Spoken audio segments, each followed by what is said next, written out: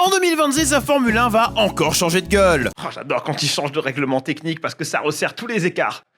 C'est pas vrai. Les nouvelles Formule 1 ont été présentées récemment, alors on n'a pas encore le sacro-saint PDF avec le règlement technique pour bien sûr analyser tout ça et le vulgariser au maximum pour que tout le monde puisse comprendre. On a plutôt une présentation PowerPoint bien branlée, donc je vais essayer de rentrer un petit peu dans le détail de ça, que tout le monde pige. La première chose qui a sauté aux yeux de tout le monde, c'est que oui, effectivement, les voitures seront légèrement plus petites, on perd 20 cm d'empattement et on perd 10 cm de largeur. Une très bonne chose, surtout pour la Real télé, parce que si les voitures ont l'air si lentes et paresseuses alors qu'elles le sont pas du tout, c'est effectivement parce qu'elles sont grosses et jolard. Dis-donc que pour deux objets lancés à la même vitesse qui prennent des trajectoires similaires, le plus petit objet aura l'air beaucoup plus nerveux et rapide que celui qui est gros et large. Exemple à prendre dans la rue, un cycliste qui bombarde à 35 km/h vis-à-vis d'une BMW X5 conduite par Janine là, qui roule à 40. Soudainement le cycliste a l'impression d'il y a Chris Froome qui vient de passer devant toi, t'as pas compris? Bon, c'est quelque chose du coup de très cool qui va aller de concert avec une réduction du poids d'environ 30 kg. Une réduction du poids qui en laisse plus d'un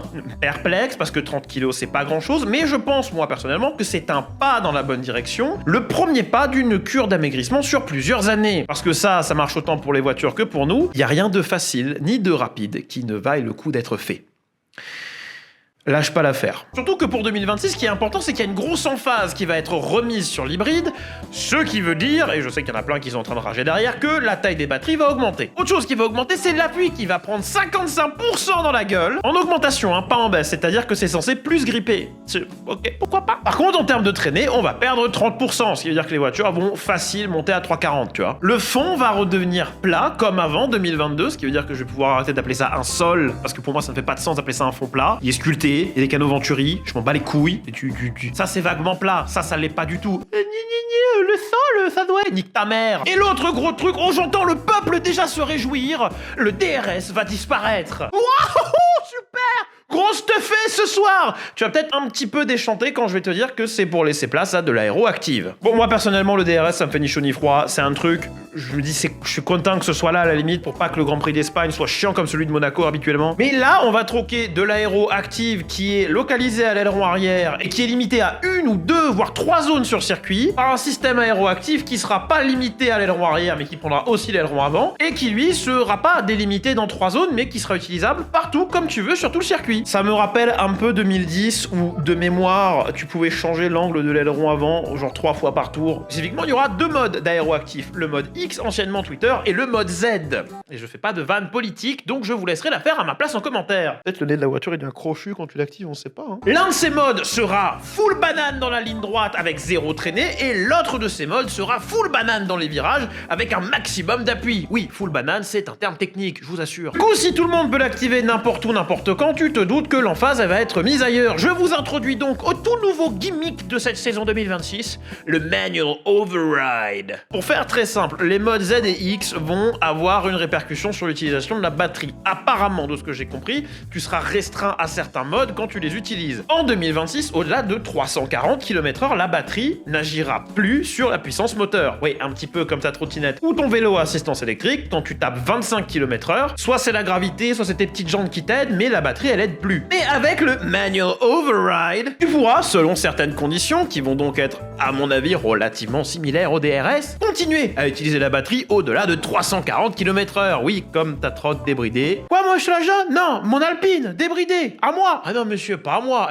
monsieur. Bon, tout ça est, j'allais dire très bien, mais en fait, on sait pas. Et c'est ça qui m'emmerde un peu avec ce genre de truc, c'est que, oui, ça ouvre à la discussion, à la spéculation, mais il y a des gens qui sont un petit peu trop rapides quand ils disent que c'est de la merde. Tout comme il y en a qui sont un petit peu trop rapides à dire que ça va être vachement bien. Donc on peut en avoir une discussion sympathique et civile dans les commentaires. De toute façon, on fait que spéculer. Nous, on n'est pas pilote, on saura pas comment ça se ressent.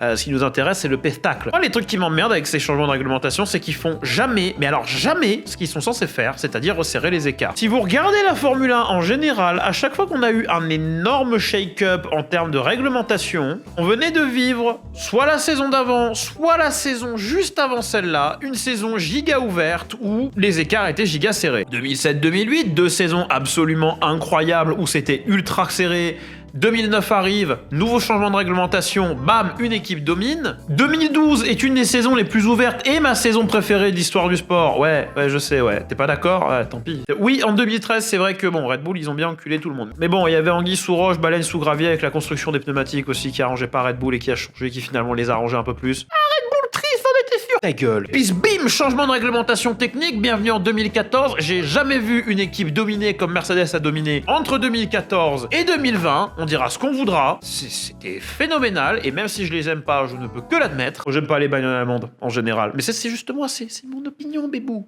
On peut être copains. Sauf si t'as une 911, là, non, je suis désolé, je t'approche pas à moins de 10 mètres. Et j'ai peur que là où on est dans un moment où les écarts se resserrent et où Red Bull est plus aussi insolente, et ça vient d'un fan de Red Bull à la base, ça, on est en train justement de voir un vrai fight émerger, et on va tout changer à la fin de la saison prochaine, et... Moi, très honnêtement, je vois très bien Williams ou Alpine sortir de nulle part avec une voiture qui marche, quoi. Et qui marche bien, et qui baisse tout le monde. Parce que c'est ça aussi, la chance des changements de règlement technique, c'est que les équipes qui sont en train de se péter la gueule actuellement peuvent jouer un coup de poker immense, décider de développer la bagnole 2026 dès maintenant. Ah oui, mais il y a des règles pour qu'ils le fassent pas. Ils les contournent. On est en sport auto, si vous ne trichez pas, c'est que vous n'essayez pas de gagner. C'est le cas pour tout le monde, hein. Commencez pas à dire que votre équipe... Non, moi, mon équipe, moralement, elle est au-dessus des autres. Ouais, bah elle doit perdre alors, hein, parce que putain, POV, tu es fan de Sauber. Ça va pas resserrer les écarts cette histoire, mais peut-être que cette fois-ci on sera sur un règlement technique que la FIA veut pas toucher au bout de 5 ans. Surtout qu'il y a un truc qui m'intéresse quand même beaucoup dans ce règlement technique là, c'est l'emphase mise sur les carburants de synthèse, et ça va peut-être sauver la mise à ceux qui ne veulent plus voir d'hybride dans le sport. C'est que si on est sur des carburants 100% synthétiques, des carburants qu'on peut réellement modeler entre guillemets et par conséquent rendre neutre de carbone. Il me semble que Porsche travaillait sur un projet comme ça récemment. Ça nous rendrait d'une part plus forcément aussi dépendants des hydrocarbures naturels. Bon, ça nous rendrait sûrement dépendants d'autres choses, mais je veux pas y penser. C'est pour la génération d'après, ça. C'est ça, être humain. C'est laisser le logement dans un état crado sans reprendre la caution et puis laisser les nouveaux tenants se démerder.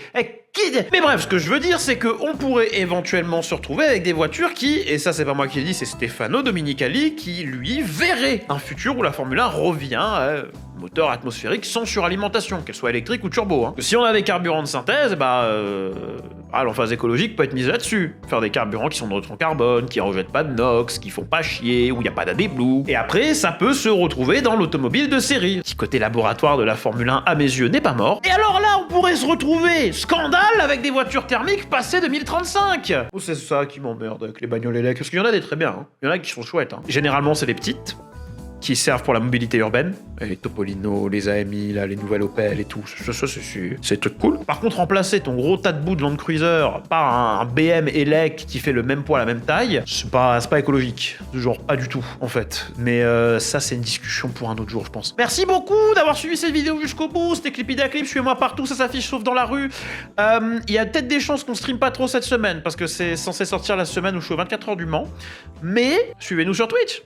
Ah, on va sûrement reprendre doucement là. La hype autour de F1 est passée, ou l'anti-hype, je sais pas comment ça s'appelle. Et on va sûrement recommencer à jouer plus à des trucs qui me plaisent, comme Colin McRae 2.0 et Gran Turismo. Je suis en train de me tâter à faire des streams jeux d'avion aussi, mais genre ce serait du just chatting, tu vois, mais sur fond de je fais du vol en rase mode dans la Grande Ravine. Non, pas le Grand Canyon, ça c'est pour les bolos, la Grande Ravine, à La Réunion, ça c'est stylé. Ah oui, puis si vous me voyez aux 24 heures du Mans, n'hésitez pas à venir taper un selfie, parce que si vous suivez la chaîne depuis longtemps, vous savez qu'on fait des Photoshop pétés pour annoncer les streams, et j'en ai développé des physiques. Regarde, je suis beau, je suis magnifique, je suis sponsorisé par une multicorporation qu'on a rien à foutre de ma gueule et qui s'enrichit sur le dos des gens. Cyberpunk à mort en fait. Bref, hésite pas à venir, tape un selfie, je dédicace la photo, tu repars avec.